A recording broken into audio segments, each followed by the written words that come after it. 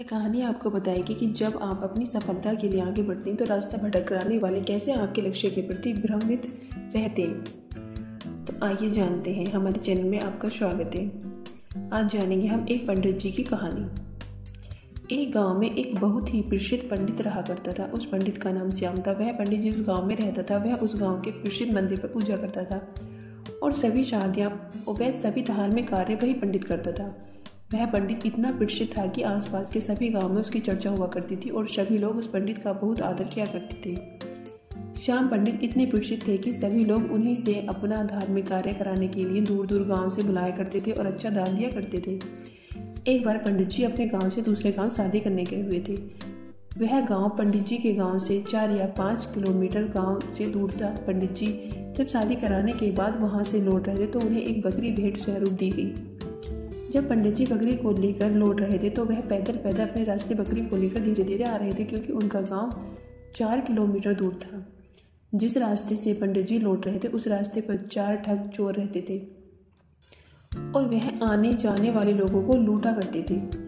जब उन 4 ठगों ने पंडित जी को देखा तो बोलने लगे, आज तो सुबह से कोई नहीं मिला और हमारे खाने पीने की व्यवस्था भी नहीं हुई। चलो आज पंडित जी को ही लूट लेते हैं, इनसे ही बकरी चुरा लेते हैं।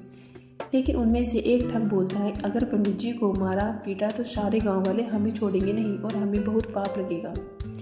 तो ठग एक नई तरकीब निकालते हैं पंडित जी से बकरी छुड़ाने की और चारों ठग अपने अपने काम पर लग जाते हैं। पंडित जी जब पहले गांव पहुंचने वाले थे तो वहां पहला ठग उन्हें मिलता है, जो एक साधारण व्यक्ति की तरह पंडित जी से राम राम करता और उनके पैर पर पड़ने के लिए झुकता है, लेकिन रुक जाता है और पंडित जी से बोलता है, पंडित जी आप तो बहुत प्रसिद्ध पंडित हो और लोग आपकी ही बहुत इज्जत करते हैं, लेकिन आप इस गधे के साथ क्या कर रहे हैं। तो पंडित जी गुस्सा हो जाते हैं और बोलते हैं, अरे मूर्ख, ये गधा नहीं है, ये बकरी है।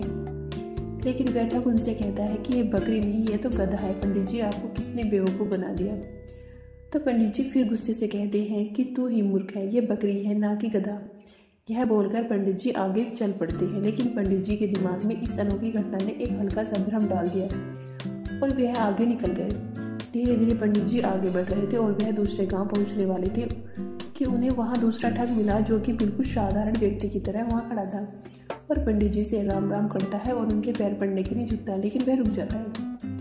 पंडित जी पूछते हैं कि क्या हुआ, क्यों रुक गए। तो वह बोलता है कि पंडित जी आप इस गधे को साथ लेकर क्यों घूम रहे हो, इससे आप खंडित हो जाओगे और लोग आपके बारे में क्या सोचेंगे, इस गधे को भगा दो।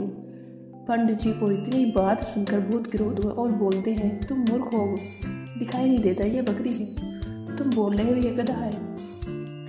दूसरा ठग बोलता है कि ये पंडित जी आपको तो किसी ने पागल बना दिया, यह बकरी नहीं है तो गधा है और यह आपके साथ रहेगा तो आपकी क्या इज्जत रह जाएगी। यह सुनते ही पंडित जी सोचने लगा कि यह क्या बोल रहा है, मैं तो बकरी लाया हूँ और ये सब इसे गधा क्यों बोल रहे हैं, कहीं मैं सच में गधे को लेकर तो नहीं घूम रहा।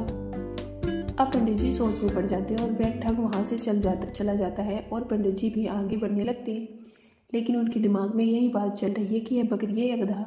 जब पंडित जी तीसरे गांव में पहुंचने वाले होते तो उन्हें वहाँ तीसरा ठग मिल जाता है और पंडित जी से राम राम करता है। पंडित जी के पैर पड़ने के लिए झुकता है, लेकिन रुक जाता है।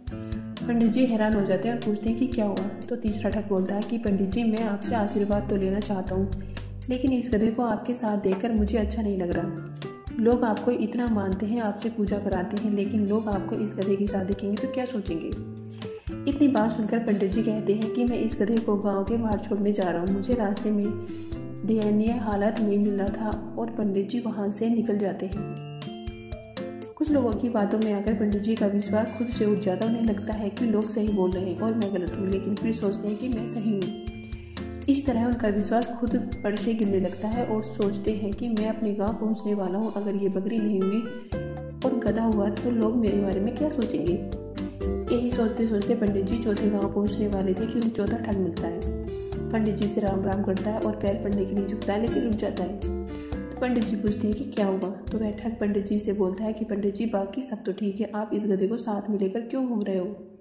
तो पंडित जी कहते हैं कि इस गधे को गांव के बाहर छोड़ने वाला हूँ। तो वह ठग बोलता है कि पंडित जी यह गधा आपको शोभा नहीं देता, लोग क्या सोचेंगे आपके साथ यह गधा देखकर, आप इसे मुझे दे दीजिए, मैं इसे बाहर छोड़ दूंगा। तो पंडित जी अपने आप पर विश्वास को खो देते हैं और उस बकरी को गधा समझकर उस ठग को दे देते हैं और अपनी बकरी को छोड़कर आ जाते हैं। और उन चारों ठगों की यह तरकीब काम कर जाती है और वह पंडित जी से बकरी छुड़ा लेते हैं और उसे बेचकर पैसा कमा लेते हैं।